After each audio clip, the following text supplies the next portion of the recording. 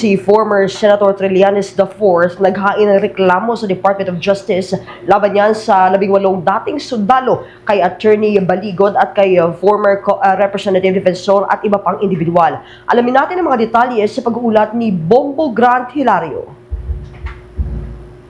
Pumuchay Bobotanes, pinahayin ngayong araw ni dating Senator Antonio Trillanes IV ang ilang reklamong kriminal laban sa 18 dating sundalo, Attorney Levito Baligod, former Congressman Mike Defensor at iba pa.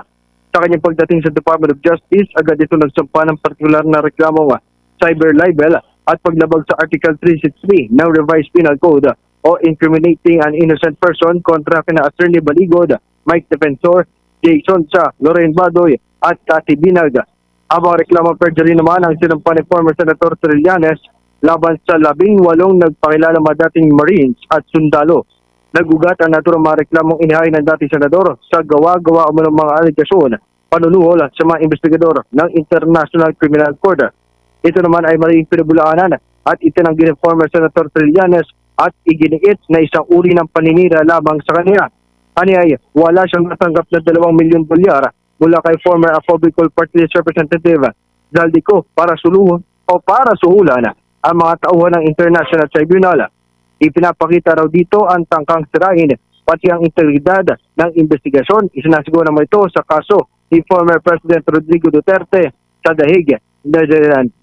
Narito ating paggan si former Senator Antonio Trillanes IV sa kanyang paghahain ng reklamo dito sa Department of Justice. $1 million panuhol dun sa ICC investigators.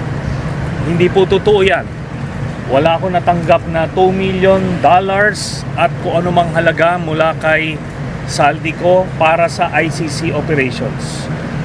So itong ginawa nila ay paninira lang, hindi lang sa akin, kundi doon din sa mga investigador ng ICC to cast doubt doon sa integrity ng ICC investigations. Ang Dagdag pa ng naturang dating senador na posibleng gamitin ito ng kampo ni Duterte, partikular ng abogado niya si Attorney Nicholas Kaufman para isabotahe ang pagdinig sa kasong crimes against humanity na kinakaharap. Kanyang binigyan din na kanya itong hindi pahihintulutan kung kaya't inihain niya mga reklamong kriminal laban sa 18 dating sundalo pati mga kasabwat o nasa likod ng naturang grupo.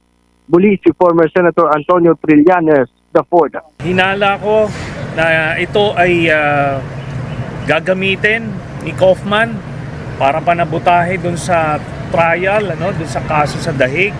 Ito na nga, nasa katuparan dahil kahapon ay sinabi niya na gagamitin niya yung mga aligasyon itong mga ginawa nila Levy Baligod. So hindi natin papayagan yan, kaya ito, nagkaso tayo ngayon.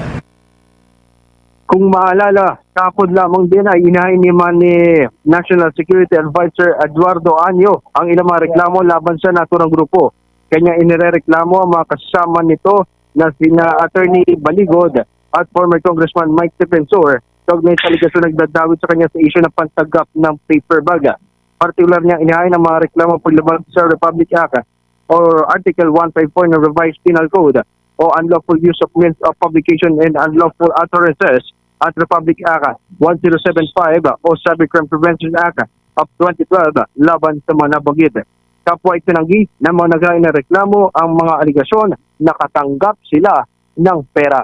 Nag-uulat live mula dito sa Department of Justice. Ito si Bombo Grant Hilario and this is Bombo Radio Philippines, the number one and most trusted source of news and information.